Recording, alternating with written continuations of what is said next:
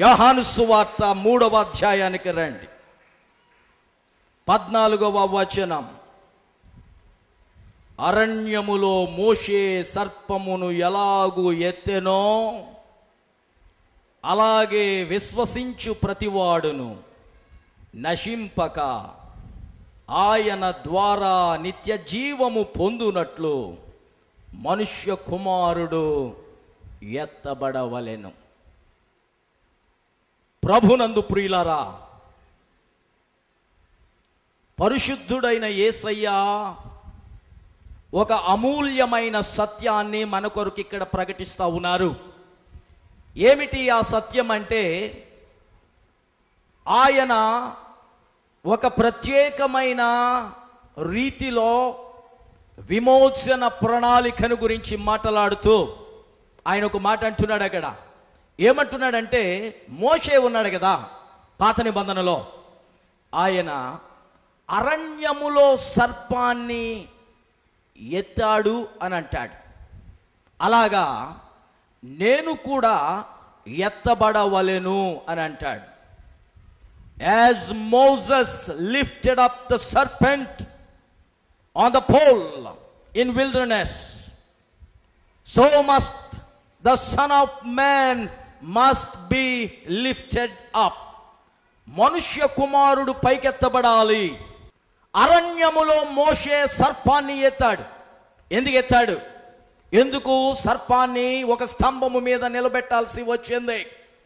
ఎందుకు ఒక ఇత్తడి సర్పాన్ని ఆ యొక్క మహాప్రవక్త చేయించి ఆ యొక్క పోల్ మీద, ఆ స్తంభము మీద పెట్టవలసి వచ్చింది అని మనము ధ్యానం చేస్తే సంఖ్యాకాండము 21వ అధ్యాయానికి రావాలి. 4వ వచనము నుండి మనము చూచినట్లయితే, ఏదోము దేశమును చుట్టి పోవలనని హోరు కొండ నుండి ఎర్ర సముద్ర మార్గముగా సాగినప్పుడు, ఎవరు?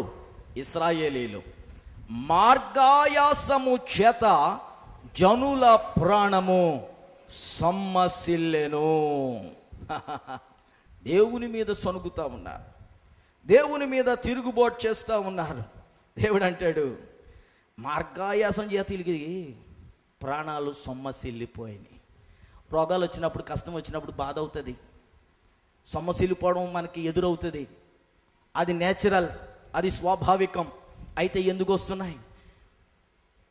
40వ అధ్యాయము యెషయా గ్రంథంలో ఏమంటాడు? యెహోవా కొరకు ఎదురు చూచువారు నూతన బలము పొందురు, పక్షిరాజు వలె రెక్కలు చాపి పైకి ఎగురుతారు, అలయక పరుగెత్తెదరు, సొమ్మసిల్లక నడిచిపోయేదరు.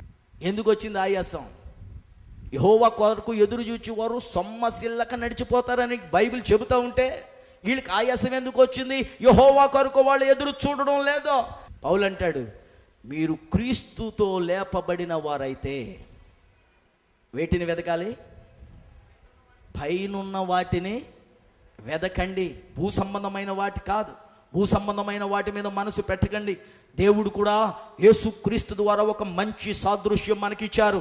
ఏమనంటే, హెబ్రీ పత్రికకు రండి. హెబ్రీ పత్రిక 12వ అధ్యాయం 3వ వచనం.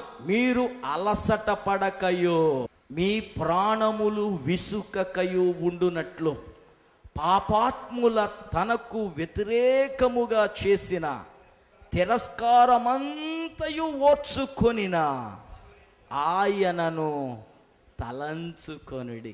Meditate on him, remember him, remember him, don't forget him, don't forget his benefits, don't forget about his kindness, don't forget his salvation, don't forget his redemption, don't forget his presence, don't forget his word, and don't forget his promises. ఆయన వాగ్దానాలు మర్చిపోక, ఆయన వాక్యం మర్చిపోక ధ్యానం చేయి. ఇంకా కొంతకాలానికి ఏమవుతుందో తెలుసా? నీ బ్రతికే ఒక సీరియల్ అయిపోతుంది, నీ కాపురం ఒక సీరియల్.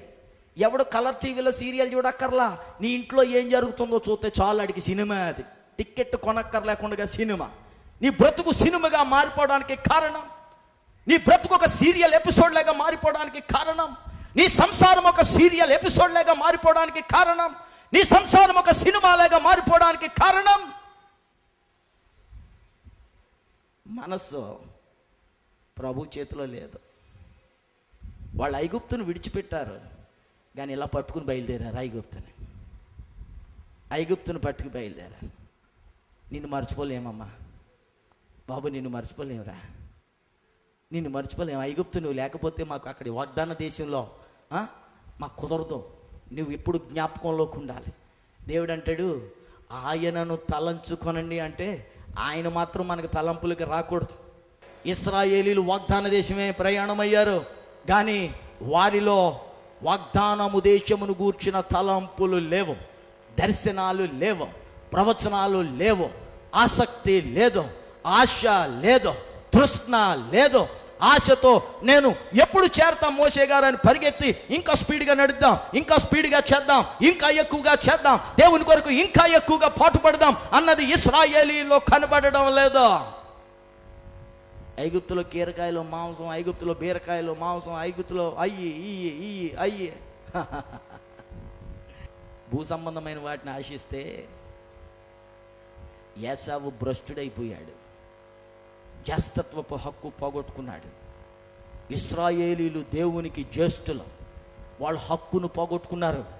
దేవుడు ఆ స్థానం ఇప్పుడు నీకు ఇస్తానంటున్నాడు. భక్తిహీనులు తిరస్కారం చేసిన సహించిన యేసు, ఎంత భయంకరమైన వేదనలో ఉన్న సహించిన యేసు.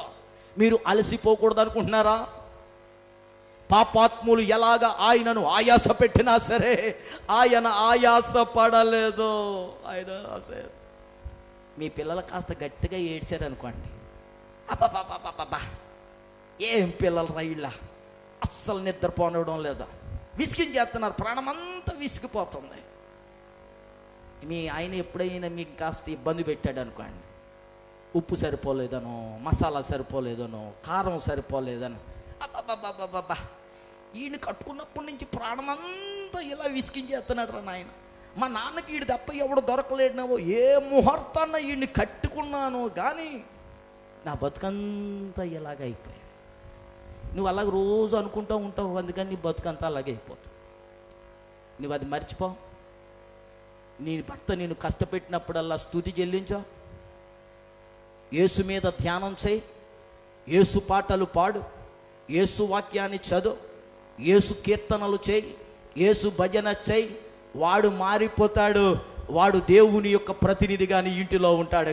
ఆయనను తలంచుకొనండి, దేవునికి స్థానం ఇవ్వండి మీ హృదయాల్లో, దేవుని వాక్యాన్ని మీ హృదయాల్లో ప్రతిష్ఠించండి, దేవుని ఆత్మకు మీ కుటుంబాల్లో స్థానం ఇవ్వండి, దేవుని ఆత్మకు మీ హృదయాలలో స్థలం ఇవ్వండి. చికాకులు పోతాయి, అలసట పోతుంది, గొంతు లేచుకుంటా దేవునిలో ఆత్మీయ యాత్ర కొనసాగించవచ్చు. యేసయ్యతో యాత్ర ఎలా ఉండాలో తెలుసా? కొత్త పెళ్లి కొడుకు, కొత్త పెళ్లి కూతురు ఒకరిని విడిచి ఒకరు ఎలాగున ఉండలేరా, అలాగా యేసు ప్రభుతో నీ ఆత్మీయ యాత్ర కొనసాగాలి. మైండ్ ఎప్పుడు ఆయన మీద పెట్టాలి, మైండ్ ఎప్పుడు ఆయన మీదే ఉండాలి. కొత్తగా పెళ్ళైన వాళ్ళు మైండ్ ఎక్కడైనా ఉంటుందా? గుళ్ళోనే ఉండొచ్చు కానీ గుళ్ళో ఉండదు వాళ్ళ మైండ్.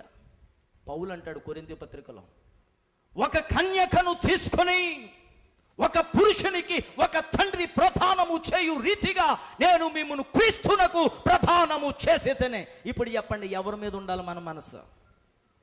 పరమ పురుషుడు, మన పరమ తండ్రి, ఆయన మీద మనస్సు పెట్టు.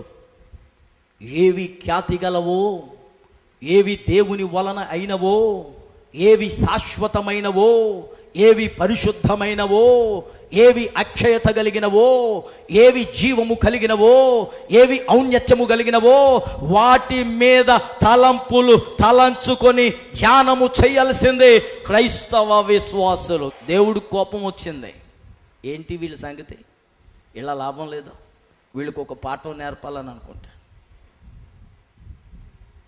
తాపకరమైన సర్పములను వారి మధ్యకు పంపించాడు.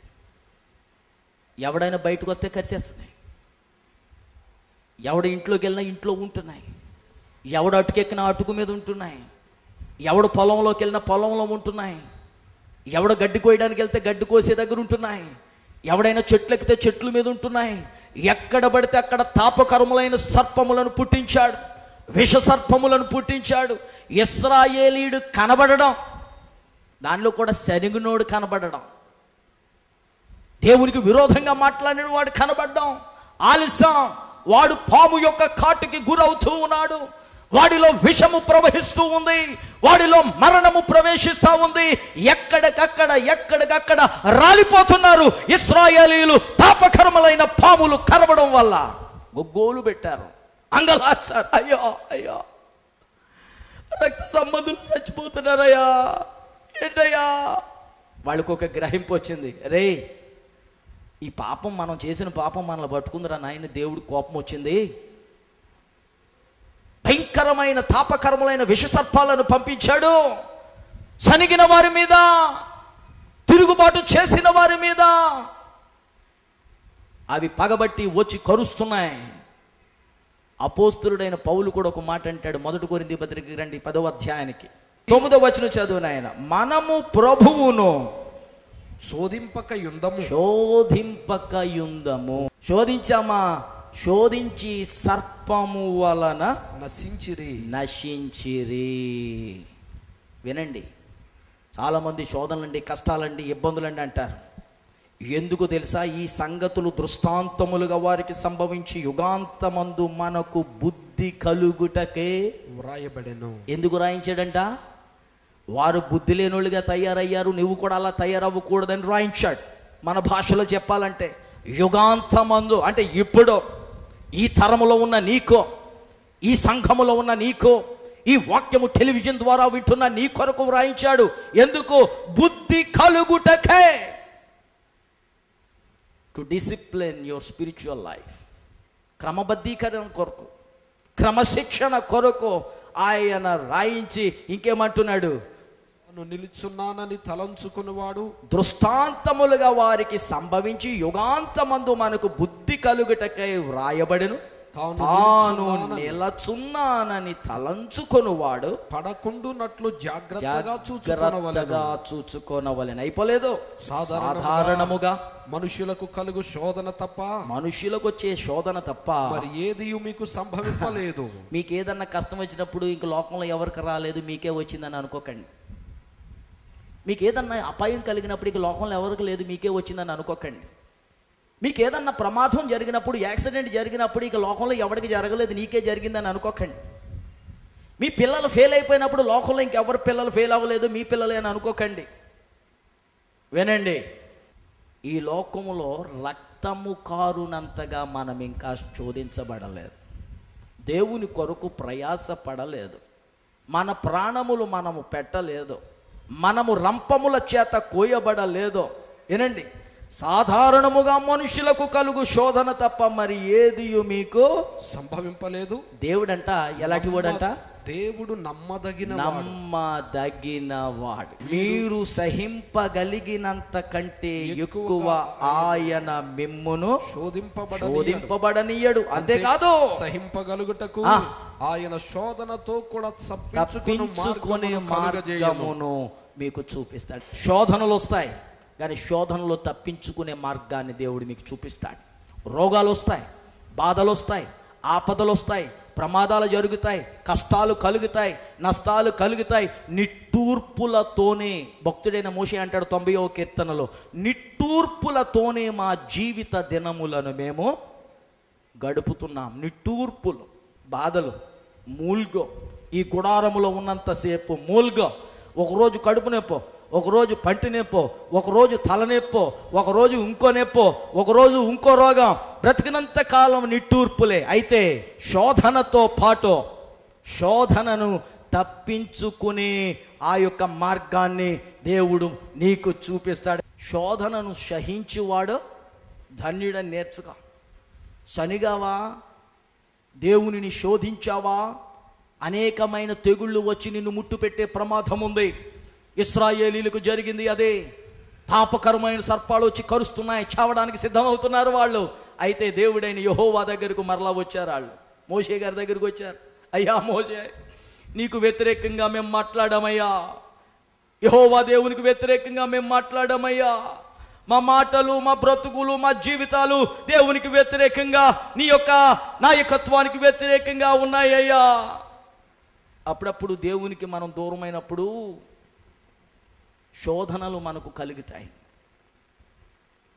కొన్ని దేవునికి మహిమకరమైనవిగా ఉంటాయి, కొన్ని నీకు దీవెనకరముగా ఉంటాయి, కొన్ని నిన్ను విశ్వాసములో బలపరచడానికి వస్తాయి, కొన్ని నీకు పరిపక్వత తేయడానికి వస్తాయి, కొన్ని దేవునికి నిన్ను దగ్గర చేయడానికి శోధనలు వస్తాయి, కొన్ని యేసు క్రీస్తు మహిమపరచబడడానికి కొన్నిసార్లు నీకు శోధనలు వస్తాయి. కనుక నీవు కృంగిపోవలసిన పని లేదు. దేవుని బిడ్డలారా, శోధనలు వచ్చిన శోధనలో నిలబడడం నేర్చుకోండి, దేవునికి దగ్గర అవ్వడం నేర్చుకోండి. వీరి తప్పు వీరు తెలుసుకున్నారు. దైవజనుడైన మోషే దగ్గరకు వచ్చారు. దేవా, యెహోవాకు ప్రార్థన చేయను, ఆయన మోషే గారు తప్పైపోయేది, ప్రార్థన చేయి.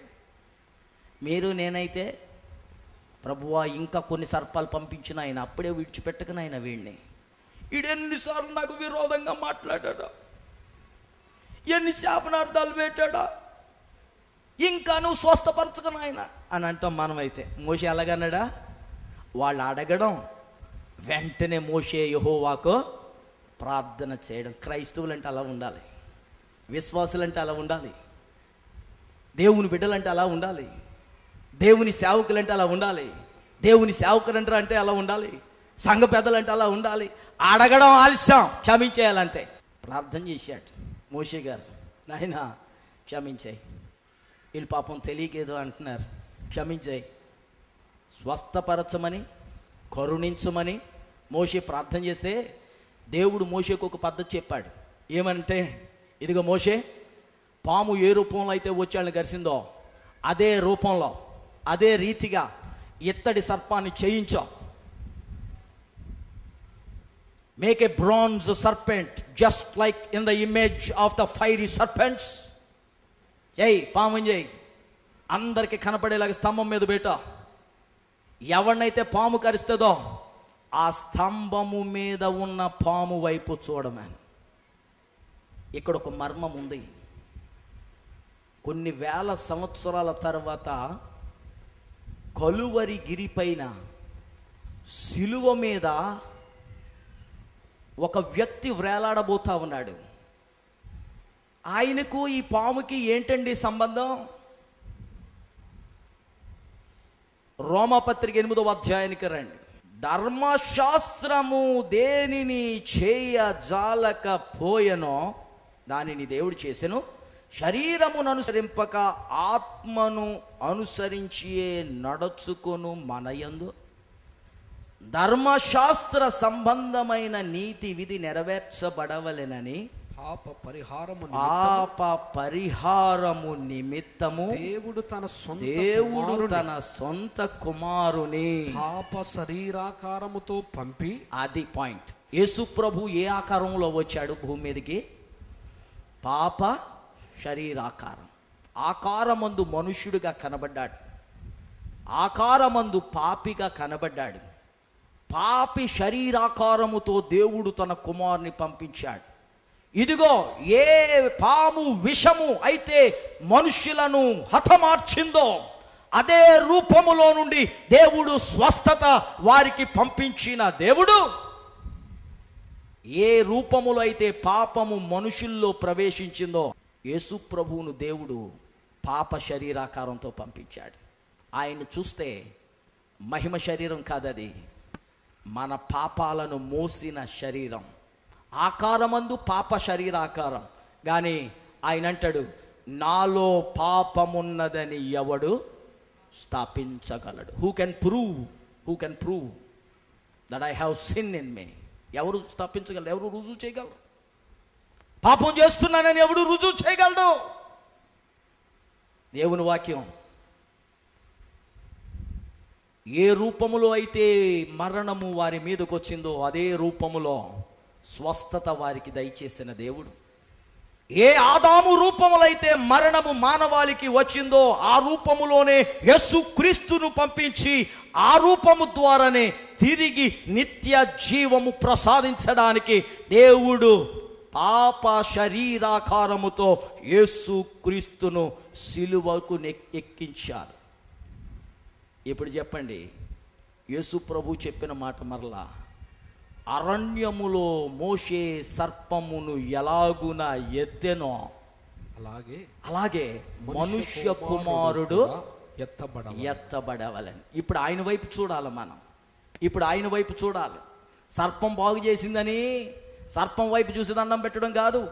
ఆ సర్పము యొక్క అద్భుతం జరిగిన తర్వాత అంట ఇశ్రాయేలీలు 1000 సంవత్సరాలు ఆ సర్పం యొక్క బొమ్మను పట్టుకుని తిరిగారట. ఎక్కడికి వెళ్తే అక్కడికి, ఎక్కడికి వెళ్తే అక్కడికి, ఎక్కడికి వెళ్తే అక్కడికి. అమ్మో మనం ఊరు వెళ్తున్నామా, మనమంతా సర్పాన్ని కూడా తీసుకురండి. ఏం తీసుకురావాలా? ఇత్తడి సర్పపు బొమ్మ రావాలి కూడా. కొంతమంది క్రైస్తవులు అంతే, దేవుడు డబ్బు ఇచ్చాడు కదా, అంతే పొద్దున్న లేచాక డబ్బుని ఇలాగిలా మొఖానికి అద్దుకోవాలి, గుండుకు అద్దుకోవాలి. డబ్బుకే ఇక ఆరాధన. ఆ సర్పపు బొమ్మకి ధూపం వేసేవారంట, 1000 సంవత్సరాలు వేశారట ధూపం. ఆరాధన ఇప్పుడు ప్రభువుకి కాదు ఆరాధన, ధనానికి ఆరాధన, ఆస్తికి ఆరాధన, తోటలకు ఆరాధన, తిండికి ఆరాధన, కడుపుకు ఆరాధన, ఉద్యోగానికి ఆరాధన, నీ ఆభరణాలకు ఆరాధన. అవి ఇచ్చిన వాడిని మర్చిపోయారు. ఎవరికి ఆరాధన? ఇశ్రాయేలీలు 1000 సంవత్సరాల చివరికి ఏం జరిగిందో తెలుసా? 2వ రాజులు 18వ అధ్యాయం 4వ వచనంలో చూస్తే, హిజ్కియా ఆ ఇత్తడి సర్పమును మొక్కలు చేసే వరకు వాళ్ళు ధూపం వేస్తానే ఉన్నారు. ఇశ్రాయేలీలు దేవుడికి ధూపం వేయడం మానేశారు, ఆత్తిలికే ధూపం వేస్తారు.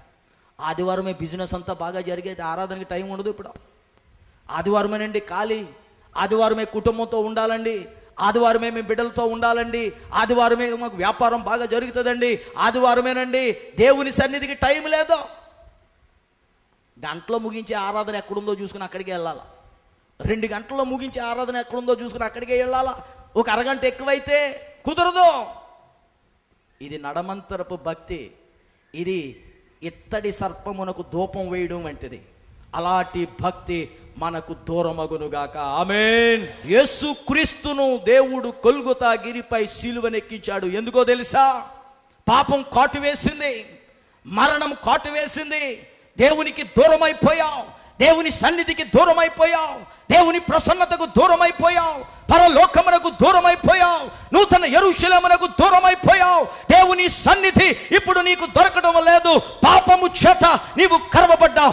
మరణం నీ ఇంటిలో ప్రవేశించింది, నీ గుమ్మములను ఎక్కింది, నీ కంటిలో ఉన్నది, నీ శరీరములో ఉన్నది, నీ వ్యాపారములో ఉన్నది. మరణం మరణం మరణం. ఎలా పోతుంది ఈ శాపం? ఎలా పోతుంది ఈ మరణం? చూడు, సిలువ ఎక్కిన యేసును చూడు, నిదానించి చూడు. సర్పాన్ని నిదానించి చూచారట ఇశ్రాయేలీలో. ఇప్పుడు యేసును నీవు నిదానించి చూడు, లోకాన్ని కాదు. యేసు మీద లక్ష్యముంచు, యేసు వైపు చూడు. ఆయనలో నుండి ప్రవహిస్తూ ఉంది నిత్య జీవం. మరణం ఇక అది మరణము కాదు. శాపం ఇక నీలో శాపమును ఉంచలేదు. పాపం ఇక నిన్ను బందీగా చేసి పాపానికి, వ్యాధులకు, శోధనలకు, అపవాదికి, చీకటికి, అజ్ఞానానికి, అవిధేయతకు నేను బందీగా ఉంచలేదా? ఇక నుండి సిలువ నీ జీవితంలో శపితమైంది కాదు. సిలువ నీ జీవితంలో విజయ మహోత్సవమునకు గుర్తుగా దేవుడు ఈ రోజు చేయబోతా ఉన్నాడు. కళ్ళు మూయండి, ప్రార్థన చేద్దాం. మా పరమ తండ్రి, ఇంతవరకును నీ పరిశుద్ధాత్ముని ప్రసన్నతతో ఈరోజు మోషే అరణ్యములో ఇత్తడి సర్పమును ఎత్తి ఎలాగైతే ప్రజలను తాపకరములైన సర్పముల యొక్క కట్టు నుండి, కాటు నుండి, ఆ యొక్క మరణము నుండి నీ కృప ద్వారా విడిపించగలిగినాడు. యేసుక్రీస్తును నీవు సిలువ మీద పెట్టి ఆయన శరీరమును సిలువకు కొట్టి మా రూపమును ఆయనకు ధరింపచేసి మా శరీరములను, మా శాపాన్ని ఆయనను మేము చూసినప్పుడు ఆయనకు సొగసు లేదు. కారణం మా శాపం, మా పాప భారం ఆయన మీద మోపావు. ఆయనలో సొగస్సు లేదు.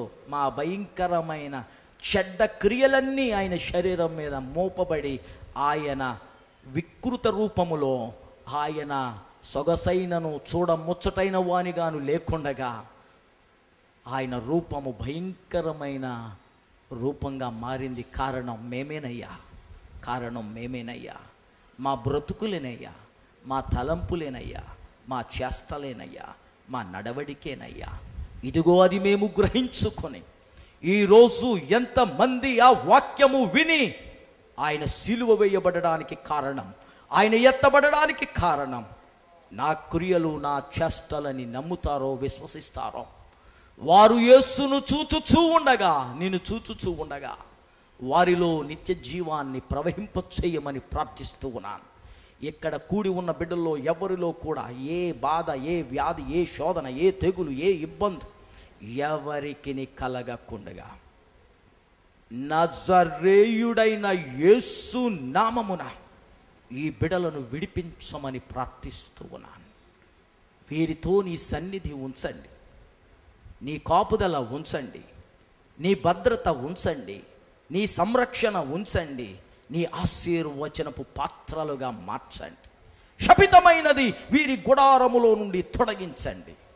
నీ రక్త ప్రభావము చేత వీరిని ప్రజ్వలింపచేసి నీ బిడలుగా, నీ ప్రతినిధులుగా జయ జీవితము జీవించి నూతన యెరూషలేము యాత్ర సంపూర్తి చేయడానికి నీ బలమును, నీ శక్తిని, నీ ప్రభావాన్ని, జయ జీవితమును దయచేయండి. యేసు నామమున అడుగుచూ ఉన్నాను మా పరమ తండ్రి, ఆమేన్. తండ్రి, కుమార, పరిశుద్ధాత్మ దీవెనలు బిడలారా మీకు నిరంతరము తోడయుండును గాక. ఆమేన్. మీ ప్రార్థన అవసరతలకు మమ్మను సంప్రదించండి. Our phone numbers are 9440272335 and 99590479993 and 0883246248. May God richly bless you.